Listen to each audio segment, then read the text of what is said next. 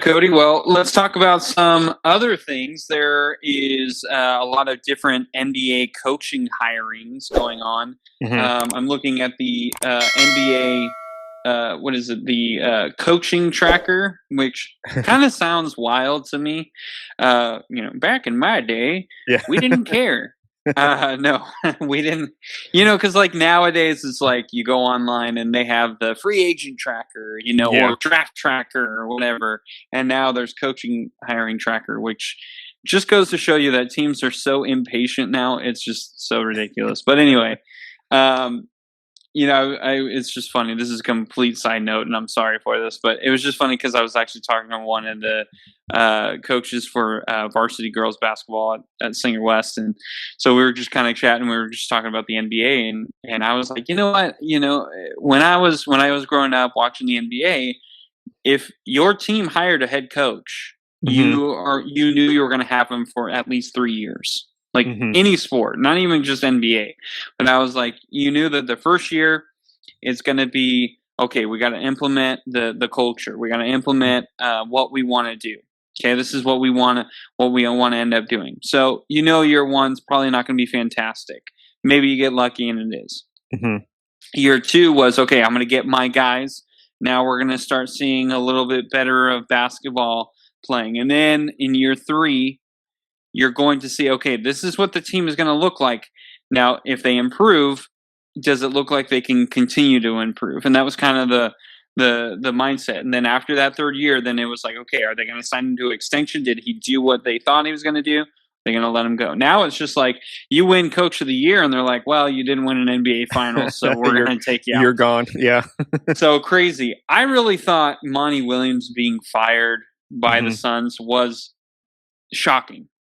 And I understand what the Suns are doing, where they're trying to keep Katie happy. They're trying to keep Devin Booker happy. But listen, this is what everyone was saying when they got KD. You lost all your depth. That's not on Monty Williams. That is on the trade. I'm not saying it's on Kevin Durant. Kevin Durant was fantastic. But, I mean, Chris Paul was hurt. DeAndre Ayton is almost a shell of himself right now. It's kind of weird. I think he checked out at towards lots of the season. I think that's why you weren't seeing Ayton at his best. So it's just that's why I was very surprised that Monty Williams was go. Now, him going to the Pistons, at first I was like, I don't really understand it. Like I don't get why he would go to Detroit. But then I was kind of thinking about it, and I do realize that this is one of the few teams where he's coming and he's actually going to get time to develop a team. Whereas here in Phoenix, he kind of had a couple of years and they were like, well, we haven't won an NBA Finals yet. And it was like, well, okay, we got there, but we didn't win it. And we lost to a really good team. What now all of a sudden we're gonna fire our coach? I don't know. It was still weird to me, but I do think this is one of the very few spots in the NBA where you'll actually have time to grow. You have Jaden Ivey there. You have Cade Cunningham. I always forget the third guy I'm always thinking about for the Pistons. But, there are guys that you can build around. And so it'll be really interesting to see. Do I think the question that you've brought up here, and I'm kind of going long on it, and I'm sorry, but is, which head coach will be most successful on their new teams? I'm not saying Monty Williams. I'm just saying I was very surprised that Monty Williams was let go. I do think he's going to have time to be successful. But if we're just talking about next year, I don't think that's going to be Monty Williams. But I do think he has a potential to be really, really good and make Detroit really, really good. How good? I don't know. I don't know if I'm willing to say NBA Finals, but I do think that they could be a playoff team come year two, I would say probably year three under Williams. I think that's a possibility. Go ahead.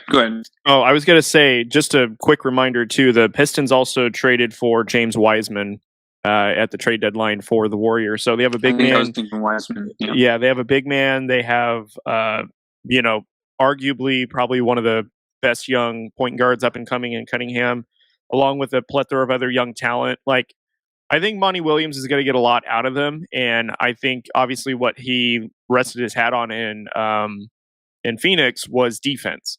And I think this team is young, athletic, and is long. And I think I do agree that he'll find some earlies. Well, I don't know about early. I think that this team will surprise some people, but I think that they'll really hit their stride in year 2 once they actually have, that culture instilled. And then maybe with some of these new players that you just listed off, they're all hungry to win as well. I can't imagine that, you being in the NBA and you're a bottom 5 team every year. I imagine that they're going to want to have some pride and make some improvements. So, but anyways, continue on your point. Well, okay, so we have, who's going to be the most successful right now. The thought is Frank Vogel is going to be the head coach for the Phoenix Suns. I don't think it's been official yet, but it's been one of those worst kept secret type things. We have Nick Nurse in Philadelphia, Monty Williams, as I said, in Detroit, Adrian Griffin, supposedly the Bucks head coach, and then Ime Udoka to the Rockets. Houston. Yeah. Oh, so wow. I forgot about that one. So there are a few head coaches that are going to be out there now. It'll be interesting to see who the Raptors get. I mean, right now we're just kind of saying the Bucks are going to hire Adrian Griffin, but we're not, 100% sure and whatnot. So we'll have to figure that out, but or we'll hear about that probably soon. But who do you think is going to be more successful with their new team? Okay, so just also to preference too, I don't think you and I have any time frame on any of this success. We're just saying like whenever these coaches let's break that down. Let's say who's going to be the most successful next year and who is probably going to be more successful long term. Okay, so next year, immediate success will probably go to Nick Nurse because of Embiid, Tyrese Maxey. I imagine that they're going to make some roster tweaks. I can't imagine that roster is going to remain exactly the same from what Doc Rivers had. Nick Nurse likes to run a little bit different of a style offense, and I do think that he'll get a little bit more out of Embiid than Doc Rivers did. Hopefully, Nick Nurse will convince Embiid to stay in the block and not go out to the 3-point range where he doesn't belong. But anyways, but for future success, I think Frank Vogel will probably have more success like long term when it comes to the Phoenix Suns because you still have KD under contract for at least 3 seasons, I think 2 minimum, not including Devin Booker, who's still really young. You still have DeAndre Ayton, who you just re-signed, and I think that he will have a hunger because of the new head coach. Frank Vogel is a defensive type of coach, and I do think that they will make some roster changes to address the depth. I was telling you this on Marco Polo. I don't know how realistic this is, but with the whole Boston Celtics, I don't want to say collapsing, but just having a really bad conference finals, I would not be surprised if I saw like Phoenix make a trade for like Marcus Smart and for the Celtics to maybe acquire Chris Paul to have like a veteran point guard to help like lead that young team and the Celtics to maybe get to a championship. Mm-hmm. And I think that, Marcus Smart would kind of be that offensive anchor that, the Suns lost when it came to Mikal Bridges, who was traded to Brooklyn that season as well. So I think Frank Vogel will probably find the most success just because Phoenix has a ton of offensive weapons. They're fairly young. I mean, you keep KD on a pitch count, so to speak, and you have Devin Booker who can carry a majority of that load for a long part of that season. And I do think that they will address the depth, like I said. I would be hard-pressed to assume, though, that Chris Paul would remain on that team. He's a pretty big cap hit, and he's, 38 now? So I imagine that they'll probably get younger at the point guard position. But I think Frank Vogel long-term, next year, in my opinion, Nick Nurse. Yeah, I would agree with, if we're talking just next year, I think Nick Nurse is the one, because that Sixers team is, we assume they're keeping Embiid, which I don't see why they wouldn't, but, I made the statement that I wouldn't. Right. it sounds like James Harden is a possibility that he's gone.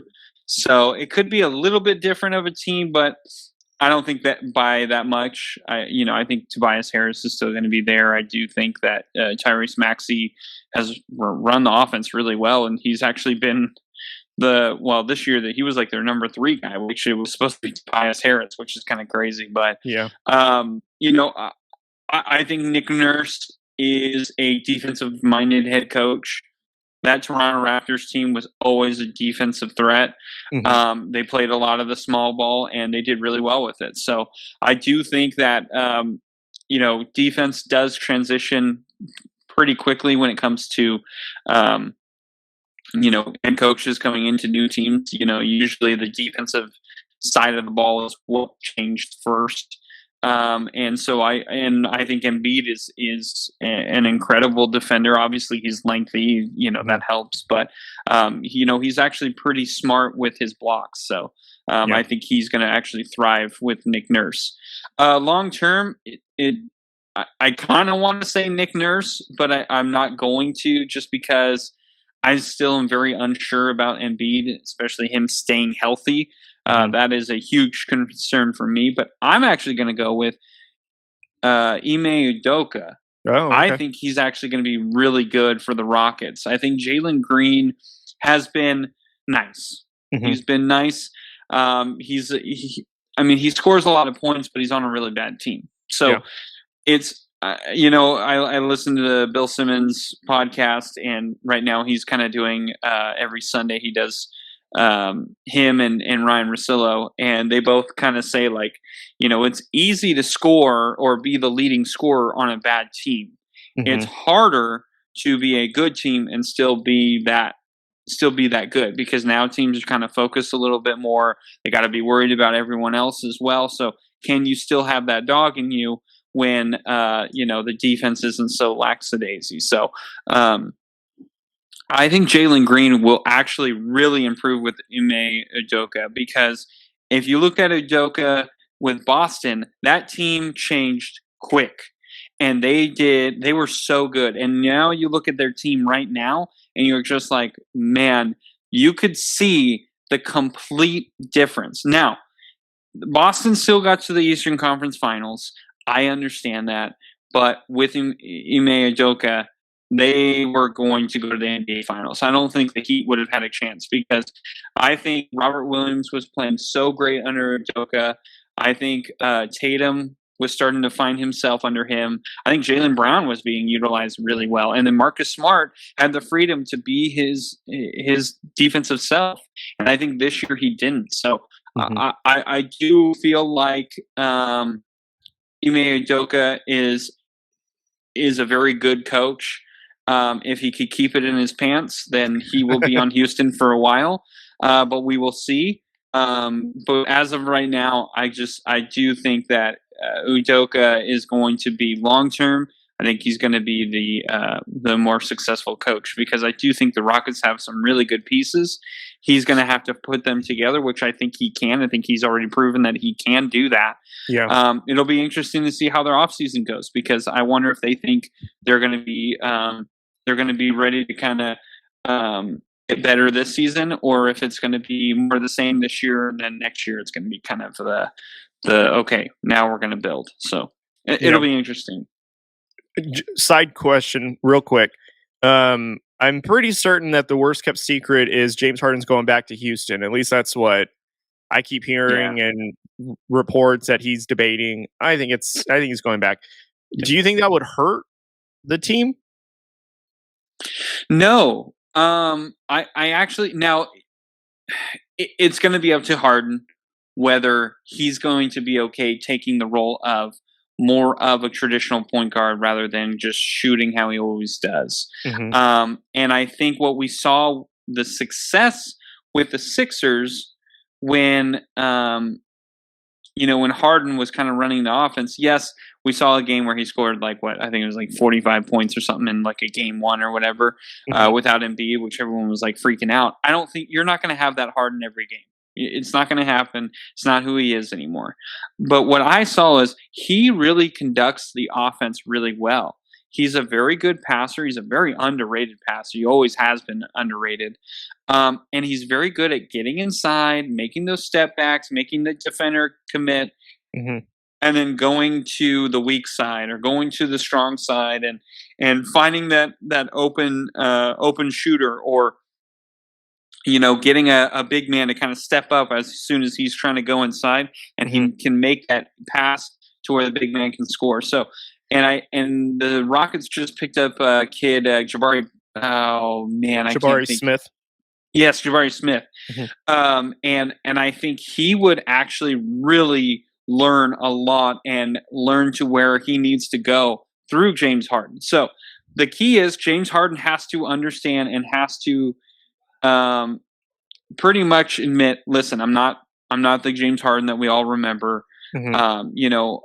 I think if he's about 15 points a game, I think you're going to be okay with that, because if he can make those assists, if he can get average the 8-9 assists per game, or even 7, whatever it is, Mhm. I think he will really impact that team, and the young kids will learn. And I think Jalen Green hopefully will also thrive from that.